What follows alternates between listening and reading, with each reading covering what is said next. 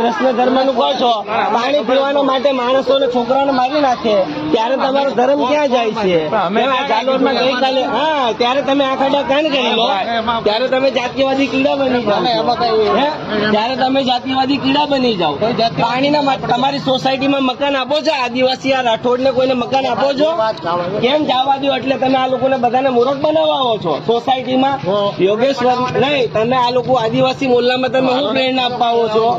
જવા દો. એટલે તમારી સોસાયટીમાં તમે મકાન આપી શકો છો, એમ નથી વાત. તમે એક પાણી પીવાના લીધે એક નાના બાળકને મારી નાખો, ત્યારે તમારો બધો આ ક્યાં જાય છે? ભક્તિ, તમારી માનવતા.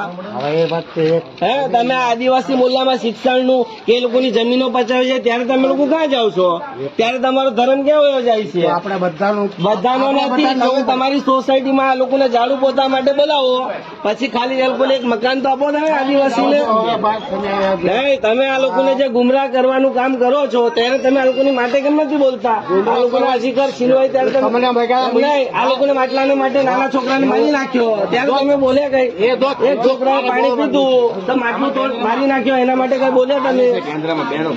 નહીં, દીદીનું સ્ટેટમેન્ટ છે. હાલો, એક છોકરાને મારી નાખ્યો 8 વર્ષ, દીદીનું સ્ટેટમેન્ટ છે.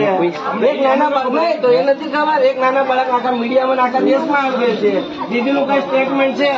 જો મિત્રો, આપણે આ જોઈ શકીએ છીએ, આદિવાસી મોહલ્લો હોય, શેડ્યુલ ટ્રાઇબ મોહલ્લો હોય, આ લોકો આવીને આવી રીતના આપણને મિસગાઈડ કરે, આવા નાટક અને સ્વચ્છતાના નાટક કરે.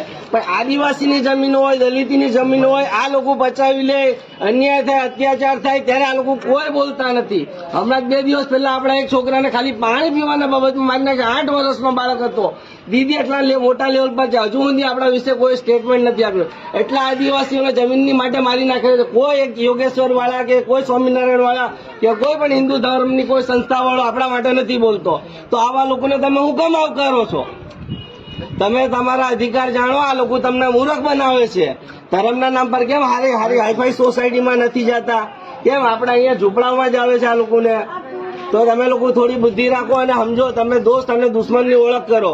એટલા માટે જેવું મેં શૂટિંગ ચાલુ કરીને કે શૂટિંગ નહીં ઉતારો, આમાં આપણે શું અનલીગલી હતું તે લોકોને, પણ આમાં એ લોકોના કાળા કામ દેખાય ને એટલા માટે. ત્યારે એ લોકો કોઈ આપણા અધિકાર માટે નથી બોલતા. થોડું જાગો અને માણસોને ઓળખો. બસ આ માટે જ મારે અહીંયા આવવું પડ્યું હતું.